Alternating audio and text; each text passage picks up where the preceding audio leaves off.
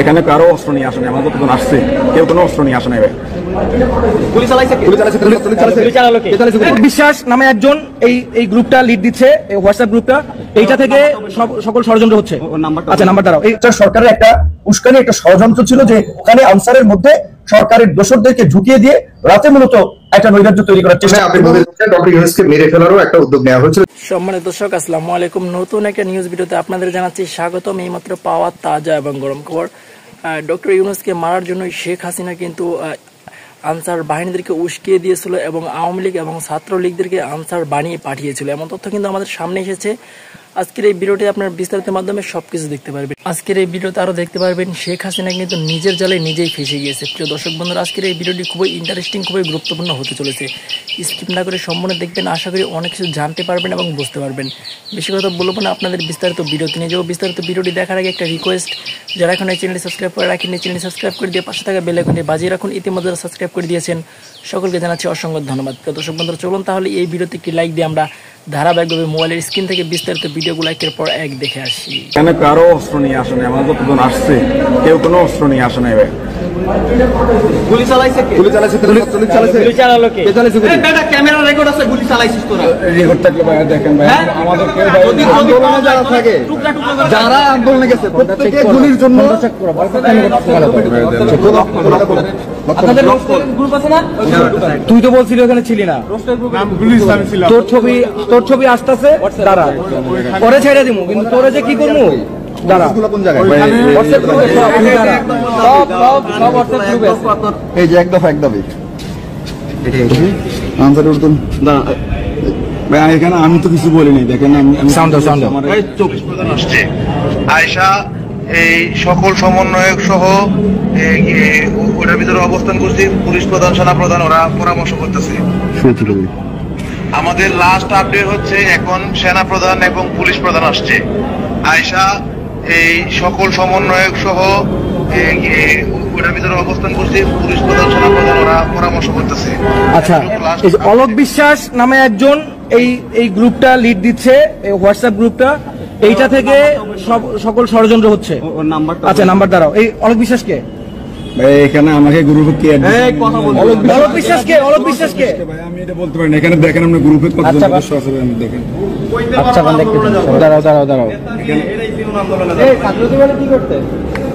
888 member, এই 800 জন মানুষ এই 800 জন মেম্বারেই এই আন্দোলনটা নিয়ন্ত্রণ করতেছে এবং এইখান থেকেই ষড়যন্ত্রগুলো হচ্ছে। দেখে যাও, আমরাও আন্দোলন ছিলাম ভাই। তোরা গুলি চালাইছিস, তারপরে সেই কোনো উঠতে দাও, স্কুল করো। ছাত্র দিছিলাম তো ভাই। ছাত্রদের বিরুদ্ধে কেন আসলা? কেউ মার ছাত্রলীগের বিরুদ্ধে। আচ্ছা, নিচে যাও। এগুলা ভাই হচ্ছে এগুলো ফরওয়ার্ড করছে। আমি দেখি আমরা এখান থেকে কিছু রিড করে নিতাম। দেখি নিচে। আচ্ছা, এই যে ভয়েস দিছে এটা, এই হ্যাঁ, যে গ্রুপে ছিল, এত কিছু হয়েছে গ্রুপে, তুমি জানো, তারপরে কেন গ্রুপে আসছো? দেশের ক্ষতি চাও? বাংলাদেশের ক্ষতি, বন্যা আরো ক্ষতি হোক, কি চাও? ওই যে ছাত্ররা ভালো হচ্ছে, নেট অফ ভাই, ওর নেট। না মামা, আমি ঠিক না। তুই আসিস নাকি মামা আন্দোলনে? আমার এই ক্যাম্পে ফোন দিস আমার ওখান থেকে। জি ঠিক নেই বললি কেন? সরকারের একটা উস্কানি, একটা ষড়যন্ত্র ছিল যে একটা নৈরাজ্য তৈরি করা এবং ওখানে আনসারের মধ্যে সরকারের দোসরদেরকে ঢুকিয়ে দিয়ে রাতে মূলত একটা নৈরাজ্য তৈরি করার চেষ্টা করা হয়েছিল। একজন আনসার সদস্য, যার সবার সমর্থন ছিল না, তারা যে দাবিটা নিয়ে আন্দোলন করছিল যে তাদের জাতীয়করণ, উপদেষ্টারা সহ কিন্তু তাদেরকে আশ্বস্ত করেছে, কিন্তু তারা যখন সচিবালয় আলোচনা থেকে বের হয়ে গেছে, আরেক দল তাদেরকে দালাল বলে তারা একটা আন্দোলন তারপরেও বজায় রেখেছে এবং তাদের মূল পরিকল্পনাটা ছিল যে কালকে 40-45 হাজার আনসারকে দিয়ে সচিবালয় ঘিরে রাখা এবং উপদেষ্টাদেরকে বের হতে না দিয়ে সচিবালয়ে একটা তাণ্ডব চালানো, যেটা গোয়েন্দা সংস্থার প্রতিবেদন সহ আমরা বিভিন্নভাবে জানতে পেরেছি। এবং আপনারা জানেন যে আনসারের দুইটা আপনার প্রক্রিয়া আছে। একটা হচ্ছে যে ব্যাটালিয়ন, সেখানে প্রায় 18,000 সদস্য, আর যারা ব্যাটালিয়ন ছাড়া সেখানে প্রায় আপনার 5 লক্ষের মতো সদস্য। এবং আমি বলবো যে সেরা মেডিকেল কলেজ হসপিটাল। তো আমাদের একটা টিম আছে, র্যাপিড রেসপন্স টিম। সেই র্যাপিড রেসপন্স টিম যে কোনো এরকম দুর্যোগের মুহূর্তে আমরা অ্যাক্টিভেট করি, ওই সময় করেছিলাম, এবং যার ফলে আমাদের ডাক্তার, নার্স এবং স্বাস্থ্যকর্মীরা এই শত শত রোগীর চিকিৎসা দিয়েছে 15 জুলাই থেকে এ পর্যন্ত। এবং আমরা, আপনারা জানেন, গতকালও যে একটা সচিবালয়ের সামনে যে ঘটনা হয়েছে তার পরিপ্রেক্ষিতে অনেকগুলো পেশেন্ট আমাদের কাছে এসেছে, মূলত বেশিরভাগই ছাত্র, প্রায় 60 জন আমাদের কাছে এসেছে। আমরা এর মধ্যে 55 জনকে আমরা প্রাথমিক চিকিৎসা দিয়ে ছেড়ে দিয়েছি, বাকি 5 জনকে আমরা ভর্তি রেখেছি। এই 5 জনের মধ্যে আপনারা জানেন কেন্দ্রীয় সমন্বয়ক হাসনাত আব্দুল্লাহ সাহেব আছেন। তো উনি এখন বলতে পারি আমরা বিপদমুক্ত। ওনার একটু বার্ন ইনজুরি ছিল মাথায়, যার ফলে উনি ফেন্ট হয়ে গিয়েছিলেন। তো পরে আমাদের এখানে আসার পরে ওনার উন্নতি হয়েছে। আমরা তাকে ওসেকে ছিল অন স্টপ ইমার্জেন্সি সেন্টার থেকে আমরা আজকে তাকে কেবিনে শিফট করেছি। উনি মোটামুটি ভালো আছেন। তবে আমাদের সাথে এই 5 জনের মধ্যে 2 জন তাদের সার্জারি লাগছে। নিউরো সার্জনরা একজনকে অলরেডি ওটিতে নিয়েছেন, আর একজনকে নেবেন, আজকেই তাদের সার্জারি করবেন। তো বাকি রোগীরা প্রাথমিক চিকিৎসা নিয়ে চলে গেছেন, আর বাকি যে 3 জন আছেন ওরা ভালো আছে। আমরা ঢাকা মেডিকেল কলেজ হাসপাতাল, আমরা যারা প্রশাসনে আছি এবং আমাদের সাথে যেসব চিকিৎসক, নার্সরা আমাদের সহযোগিতা করে, আমরা সবসময় যে কোনো ক্রাইসিসে, দেশের যে কোনো ক্রাইসিসে সবচেয়ে বড় লোডটা আমরা বেয়ার করি, এবং আমরা করে যাবো ইনশাল্লাহ। আপনাদের সহযোগিতায় আমরা এই দায়িত্ব নিচ্ছি। আর একটা বিশেষ বিষয় আমি বলতে চাই, আমাদের এখানে এখনো 100 জন ভর্তি আছে। টোটাল 850 জন আমাদের এখানে ভর্তি হয়েছিলেন। 2000-এর উপরে রুগী আসছিলেন, তার মধ্যে 850 জন আমাদের এখানে ভর্তি হয়েছেন। এখনো আমাদের কাছে 100 জন রুগী আছে। এর মধ্যে আইসিইউতে আছে 9 জন, আর অন্যান্য বিভিন্ন ওয়ার্ডে আছে, general surgery, orthopaedic, neuro surgery, ENT, এই ওয়ার্ডগুলোতে আমাদের রুগীরা আছে। তো বেশিরভাগ মানে আইসিইউতে যে কয়জন আছে, আপনারা জানেন যে আইসিইউতে থাকা মানে তাদের অবস্থা ক্রিটিক্যাল। বাকিরা আশা করি আমরা তারা সুস্থ হয়ে যাবে। সহযোগিতা করছে আর আমরা বিনা পয়সায়, বিনা খরচে, আপনারা জানেন যে সরকারি হাসপাতালে সকল ওষুধ এবং জিনিসপত্র সরবরাহ থাকে না, কিন্তু আমরা এই যে বৈষম্যবিরোধী ছাত্র আন্দোলনে আহত যারা আছেন তাদের জন্য আমরা সবকিছু বিনামূল্যে ব্যবস্থা করছি, এবং তাদেরকে আমরা নির্দিষ্ট কয়েকটা ওয়ার্ডের মধ্যে রেখেছি যাতে তাদের ম্যানেজমেন্ট বা মনিটরিং বেটার হয়। সেই জন্য আমরা তাদেরকে বিভিন্ন কয়েকটা ওয়ার্ডের মধ্যে রেখেছি। আমি আপনাদের মাধ্যমে সবাইকে একটু আহ্বান জানাবো, আপনারা জানেন যে এই রোগীগুলো বেশিরভাগ বুলেট ইনজুরির।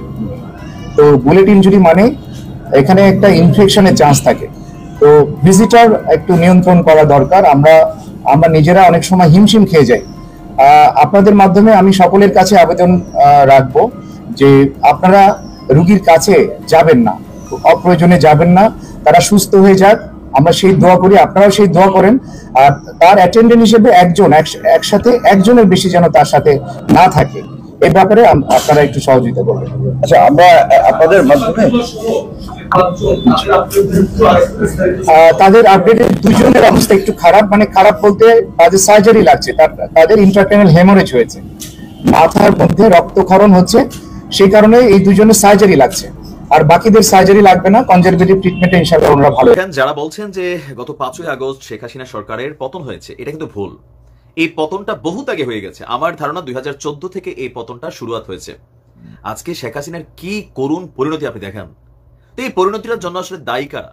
এক অংশে তিনি নিজেও দায়ী, আরেকাংশে তার গ্যাং অফ 4, পাশাপাশি প্রত্যেকটা এলাকায়, আপনি আমাকে যে এলাকা থেকে শুনেন, আপনার এলাকার সবচেয়ে ভদ্র ভালো মানুষটা যিনি আওয়ামী লীগের রাজনীতি করতে, আপনি তার কোনো পোস্টে দেখছেন, কোনো পদবিতে দেখছেন? বরঞ্চ হাইব্রিড সুবিধাভোগী যারা আছে তাদের ভিড় করার কারণে একসময় আওয়ামী লীগের যে সকল নেতাকর্মী মানুষের কাছে গ্রহণযোগ্যতা ছিল, তারা পদপদবি না পাওয়ার কারণে এই যে লুটপাটকারী একটা শ্রেণী রাষ্ট্র সিস্টেমের প্রত্যেকটা জায়গায় বসে গেল, ব্যবসা সিস্টেমকে নিয়ন্ত্রণ করা শুরু করলো। তারপর হচ্ছে যে তৃণমূলে আওয়ামী লীগের নেতাকর্মীদের বক্তব্য ওই আপ লেভেল পর্যন্ত যাইতো না, বা গেলেও তিনি সেগুলাকে গ্যাং অফ 4-এর রিপোর্টের ভিত্তিতে তিনি এগুলোকে জাস্টিফাই করতেন। এরপরেও গণমাধ্যমে এসে ওনার যে অ্যারোগেন্ট বক্তব্য ছিল, যেই কথাটা বলার দরকার ছিল সেটা না বলে ভিন্ন রকম অ্যাক্টিভিটিস করতেন। মানে নানান ধরনের ইস্যুতে কিন্তু আজকে তিনি এই পরিণতিটা ভোগ করছেন। আজকে দেখেন সালমান এফ রহমান কি পরিমাণ সুবিধা নিছে, ব্যাংকগুলারে খালি করে ফেলছে শেখ হাসিনার সাথে হাত মিলাইয়া। দিন শেষে এখন শেখ হাসিনার এই রিমান্ডে গিয়া কি কি তথ্য দিচ্ছে, যে কিভাবে কিভাবে আওয়ামী লীগ কোথায় কি করছে না করছে, এগুলো ইন্টারনাল তথ্য ছিল, কিন্তু দেখেন আজকে এরা দিয়ে দিচ্ছে। আপনি দেখেন পলকের কথা, পলকও যখন বিপদে পড়ছে তখন সেও কিন্তু বলছে যে তারা নাকি ওয়াদেল কাদের মারতে গেছে, শেখ হাসিনা কিছু বলেন নাই। আপনি দেখেন আজকে আইনমন্ত্রী সাবেক আনিসুল হক, সেও কি ভয়ঙ্কর তথ্য দিচ্ছে। এই তথ্যগুলো যখন আসছে মানুষের সামনে, শেখ হাসিনার প্রতি মানুষের যে আরো ধারণাগুলো সেগুলো নেগেটিভ হচ্ছে না হচ্ছে। এখন এই শুরুয়াতটা কিভাবে শুরু হইলো, যে প্রথমে বললাম প্রত্যেকটা সিস্টেমে আওয়ামী লীগের প্রকৃত রাজনীতি যারা করতো, মানুষের কাছে গ্রহণযোগ্যতা ভালো মানুষ হিসেবে যাদের অবস্থান ছিল, তারা সরে গেল, তাদেরকে মামলা হামলা দিয়া জেল খাটানো হইলো, নানানভাবে তাদেরকে জামাত শিবির ট্যাগ দেওয়া হইলো, তারা রাজনীতি থেকে সরে গেল। আইসা বসলো কারা? লুটপাটকারী শ্রেণী। এই লুটপাটকারী শ্রেণী সরকারের বিজিএফ এর চাল খাওয়া থেকে শুরু করে শেয়ার বাজার, এই যে এস আলম দেখেন হাজার হাজার কোটি টাকা গায়েব করে দিছে, 100টা তার বিরুদ্ধে ইনভেস্টিগেশন আসছে, কিন্তু এটা নিয়ে কথা বলতে দেয় নাই। আদালতকে ম্যানিপুলেট করা ফেলা হয়েছিল সাবেক বিচারপতি এই খায়রুল হক সাহেবের মতন মানুষরা, তত্ত্বাবধায়ক সিস্টেমটাকে বাদ দিয়ে দেওয়া হইলো। এই যে বিষয়গুলা, এগুলাই শেখ হাসিনার পতনের জন্য ওই সময় থেকে কিন্তু বীজ তৈরি হয়ে গেছে। জাস্ট 5ই আগস্ট এটার প্রতিফলন আমরা দেখছি।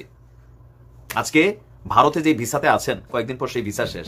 যদিও ভারতের সরকার বলছে বা বিভিন্ন গণমাধ্যমগুলো বলছে যে শেখ হাসিনাকে ভারত আশ্রয় দিবে, সিস্টেমে এটা করবে, কিন্তু যদি কোনো কারণে আশ্রয় না দেন, তার বিরুদ্ধে পিলখানার ঘটনা থেকে শুরু করে তার সময় আর্মি থেকে শুরু করে পুলিশের যেই সকল অফিসাররা অনৈতিক সুবিধা পেয়েছেন, আজকে তারা যারা গ্রেপ্তার হচ্ছেন প্রত্যেকে শেখ হাসিনারই ফাঁসাই দিচ্ছেন। এখন যদি আইনের সুষ্ঠু প্রয়োগ হয়, সুষ্ঠু বিচার হয়, সাবেক প্রধানমন্ত্রী বেগম খালেদা জিয়া 2 কোটি টাকার জন্য যেই পরিমাণ টর্চার সহ্য করতে হয়েছে, বলছি 1000 বার, তখন বলছি আজকে শেখ হাসিনার 100 বার ফাঁসি হয়ে যাবে। আজ জীবনের জন্য তিনি জেলে পড়ে যাবেন যদি ফাঁসি নাও হয়। আর ওনার যে বয়স, এই বয়সে আর জীবনে রাষ্ট্র ক্ষমতায় যাওয়ার চিন্তার সুযোগ আছে? আগামী 10 বছর মিনিমাম। ডক্টর ইউনূসের সরকার যদি 5 বছর থাকে, এরপরে বিএনপি আসবে, এটা চোখ বন্ধ করেই বলা যায়। এরপরে আওয়ামী লীগের হয়তো নাম গন্ধ, এই যে আজকে দুর্নাম দুর্নীতি, এগুলা এই যে হয়তো কিছুটা কমবে। তারপর আমার মনে হয় না যে মানুষ আওয়ামী লীগকে আর এত দ্রুত ক্ষমতায় আনতে চাইবে। হ্যাঁ, একটা সময় বিএনপি যখন আবার টানা ক্ষমতায় বসবে, তখন তাদেরও বিভিন্ন কর্মকাণ্ড এগুলা ফেসবুকে আসবে, কারণ এটা সিস্টেমই, শাসক যিনি থাকেন তার সাথে জনতার একটা সাংঘর্ষিক রূপ নেয়। কিন্তু এখন তারা মনে করছেন সুষ্ঠু নির্বাচন হলে শেখ হাসিনা বা আওয়ামী লীগ জিতবে। ভাই, একটু দিবা স্বপ্ন দেখা বন্ধ করে দেন। আমরা আমাদের জায়গা থেকে সবসময় আমরা এই কথাগুলা বলছি। জনগণের সাথে দূরত্ব তৈরি হয়েছে, ভারতকে এত পরিমাণ ফেসিলিটিস দেওয়া হয়েছে, ভারত নিয়ে দেশে কথা বলতে দেওয়া হয় নাই। এগুলো কারা করছে? শেখ হাসিনা নিজেও করেছেন, তার আশেপাশে থেকে হাইব্রিডরা, গ্যাং অফ 4, পাবলিকের পালসটা তারা বুঝতে দেন নাই। তৃণমূলে আওয়ামী লীগ কতটা শক্ত, খালি গেল দেখতেন মাথায় লক্ষ লক্ষ এসব বিরিয়ানি খাওয়া পার্টি ছিল, 500-1000 এই পার্টি ছিল। তিনি দীর্ঘ 15 বছর ক্ষমতায় থাকার ফলে যেই পিপল কানেক্টিভিটি, তৃণমূল কানেক্টিভিটি, সেটা থেকে যে কত দূরে সরে গেছেন, তার নেতা কর্মীদের বিভিন্ন অ্যাক্টিভিটিসের কারণে বিচার হয় নাই, পালাই যেতে সুবিধা দেওয়া হয়েছে। আর এখন যারা গ্রেপ্তার হচ্ছে প্রত্যেকটা লোক, তারা কিন্তু শেখ হাসিনাকে ফাঁসাই দিচ্ছে, এমনকি ভেতরে এত স্পর্শকাতর তথ্য দিচ্ছে এরকম মানুষগুলা।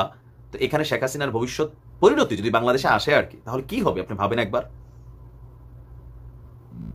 এখান থেকে আওয়ামী লীগের শিক্ষা নেওয়া উচিত, বিএনপিরও শিক্ষা নেওয়া উচিত।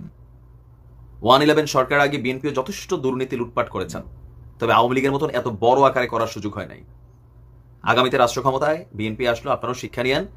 যারা বৈশা রয়েছেন যে অবৈধ কিছু সুযোগ সুবিধা নেবেন, সিন্ডিকেট করবেন, চাঁদাবাজি করবেন, পরিবহন সেক্টরে হাত দিবেন, এটার মধ্যে হাত দিবেন, ওই প্রশাসনে আমার লোক বসাই দিব, অন্যদেরকে শায়েস্তা করব, এই খেলাটা কিন্তু আর আগামী দিনে বাংলাদেশে খেলা যাবে না। পরিণতি অনেক ভয়ঙ্কর হবে। আওয়ামী লীগের এই মুহূর্তে ভাগ্য ভালো ডক্টর ইউনূস ক্ষমতায় বৈশা আছে, নয়তো ওই যে নেতারা বলতো না যে 2 লক্ষ মানুষ একদিনে নাই হয়ে যাবে, হয়ে যেত, কিন্তু পরিস্থিতি তৈরি হয়েছিল। আগামী দিনে আওয়ামী লীগের রাজনীতিতে এই হাইব্রিড সুবিধাভোগী দালাল, চাটুকার, বাটপার যেগুলো আছে, এগুলার ব্যাপারে আপনারা এখন থেকেই চিন্তা ভাবনা করেন আর নমুনাটা দেখেন। তবে আমার মনে হয় না শেখ হাসিনা জীবিত দশায় তিনি আর কখনো আওয়ামী লীগকে লিড করে রাষ্ট্র ক্ষমতা যাইতে পারবেন, বয়স হয়ে গেছে অনেক। আর যে টার্মের মধ্যে পড়ছেন, সেই টার্মটা তার জন্য অনেক লম্বা যাবে, খুবই শোচনীয় পরিণতি হবে।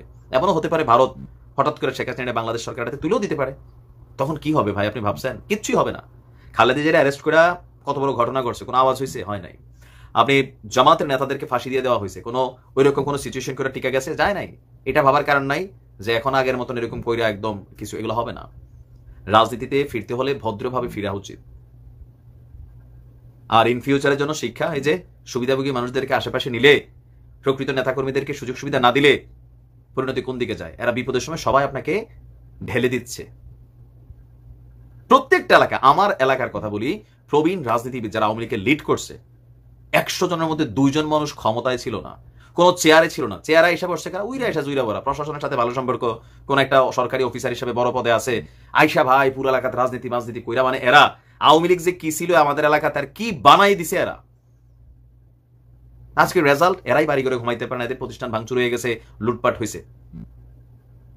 যারা প্রকৃত আওয়ামী লীগ করছে, ভালো মানুষ যারা ছিল, তারা কিন্তু এখন এলাকায় চুপচাপ আছে, এদের সাথে কারো ঝামেলা নাই। আশা করি এখান থেকে আগামী দিনের জন্য শিক্ষা নেবেন। প্রিয় দেশবাসী, শুরু থেকে শেষ পর্যন্ত যারা এই ভিডিওটি দেখেছেন সকলকে জানাই অসংখ্য অসংখ্য ধন্যবাদ। যারা এরকম নিউজ ভিডিও পেতে পছন্দ করেন তারা অবশ্যই এই চ্যানেলটি সাবস্ক্রাইব করে পাশে থাকা বেল আইকনটি বাজিয়ে দিবেন। যারা এখন এই ভিডিওটি শেয়ার করেননি, এই ভিডিওটি দ্রুত শেয়ার করে সকলকে দেখার সুযোগ করে দিন। আজকের মতন এই পর্যন্ত, দেখা হচ্ছে পরবর্তী কোনো ভিডিও নিয়ে ইনশাল্লাহ।